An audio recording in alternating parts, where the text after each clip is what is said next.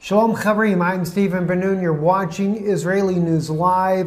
UN Security Council expresses grave concern over Ukraine, the war that is, as BBC and others have called, the forgotten war in Europe. It is certainly spiraling out of control this evening and has been for several days, as we have been reporting here.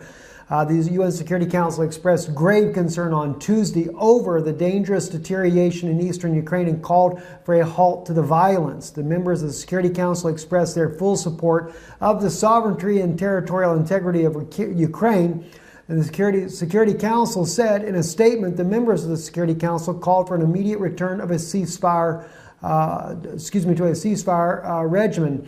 The Security Council included both Russia and Ukraine, according to Reuters here, which is rotating member of the Council, but both nations had agreed to the Security Council statement, which noted the unrest severe impact on the local civilian population. And it certainly has had exactly that. Now, what's interesting, though, is that it's been Kiev under Petro Poroshenko that has been making the advances, according to several different sources in the media now have stated that it is Poroshenko that has been making those advances. Even under Ukrainian news reports, they have made offensive attacks and made headway, especially around Donetsk, the Donetsk region there. But I wanted to share with you some interesting insights here. This is from the BBC today. Ukraine, Avdiivka, the front line of Europe's forgotten war. The reason they call Avdiivka the front line, it is a major industrial complex area right there. And of course, what Avdiivka does have that you don't see much of in Ukraine, and that is that it's got a lot of fighting. It's just north of Donetsk there, and there is heavy fighting. Now, what really gets me, though, is the perception that is made by BBC. Listen into this just a little bit. As well as resilience. It's like a concert every night. We can't sleep. We go to work like the bus, and there is a shooting all around. But even for Avdiivka, a city with a valuable industrial prize, which had already seen many battles, today felt like a new, uncertain chapter. You can see people just milling about, going about their everyday business here, while gunfire, mortars, artillery, just a short distance from here. You can hear it there, in the industrial area on the edge of this small city. There's been a violent stalemate in eastern Ukraine for 2 years. In that time, I've rarely witnessed such a presence of the Ukrainian military.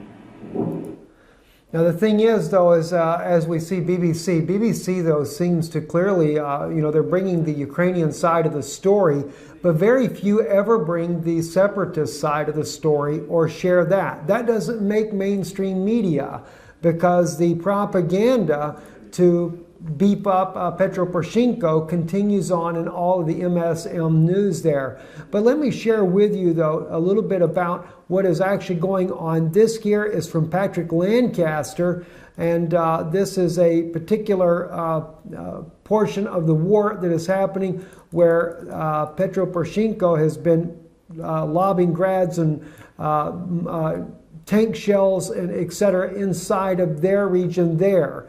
And this is actually being shared with us here on Victor Hukanovets on his website. It says, apartment building hit by artillery fire twice in Donetsk today. Now, this is not in the same city there, but watch the passion that they're dealing with. And for them, it's more of a fear because, as you can see even by the photograph on your screen, the huge hole in the sides of the walls of this apartment building.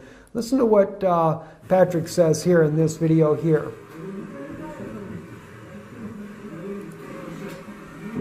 Right now we're in the district of Donetsk, and just 2 hours ago, shells rained down on this apartment complex, a civilian apartment complex. We've talked to the residents here. They say, luckily there was no one injured. They say the shells came, which you can see. And this direction is Avdiivka, and that is where the Ukraine military is stationed. We asked this residents why the Ukraine army wants to shoot on this residential area, and they said they don't know, they don't have words for this. You're able to see here as they do using a little small drone there to be able to show some of the footage there. You can see the shelling holes in the side of the building. So yes, both residents on both sides of this war are definitely paying a price for this ongoing war. But the thing is you have to keep in mind the separatists here, these are majority in eastern Ukraine, these are all Russians.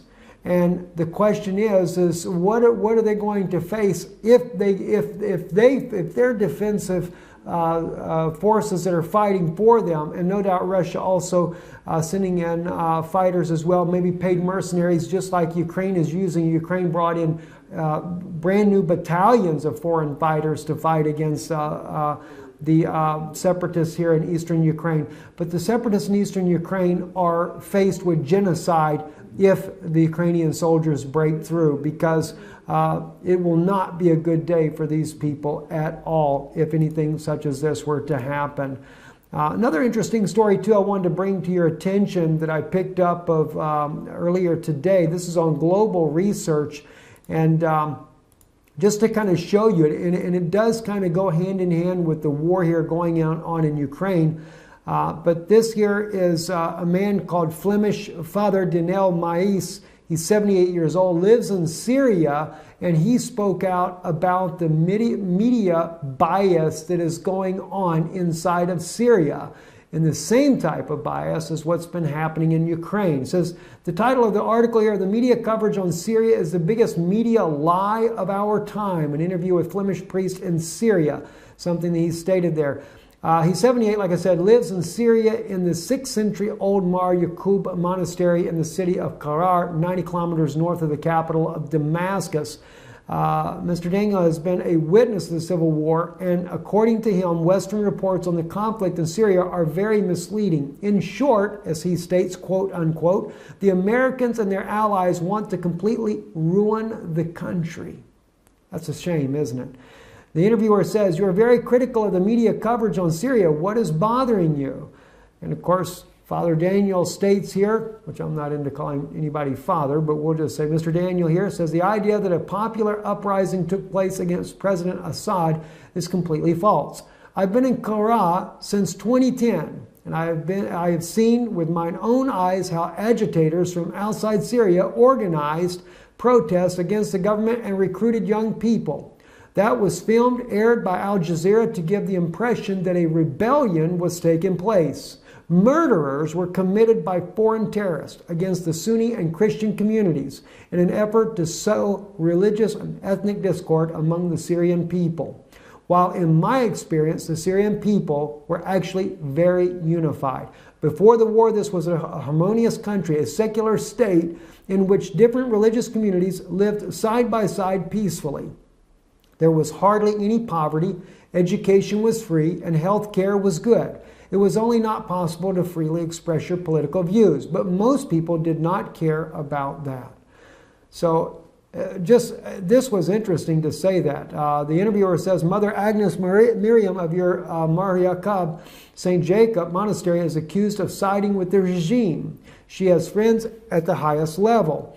And Mr. Daniel responds this way here. Mother Agnes Miriam helps the population. She has recently opened a soup kitchen in Aleppo where 25,000 meals are prepared 5 times a week. Look at it as miraculous that we are still alive. We owe that to the army of Assad's government and to Vladimir Putin because he decided to intervene when the rebels threatened to take power. I think it's a very interesting article there. It goes quite a bit on there, and I'll post a link to this article inside of there. And of course, my point is that we're seeing this from a priest that is living inside of Syria, just north of Damascus there, about 90 kilometers. That's about halfway in between there and Aleppo.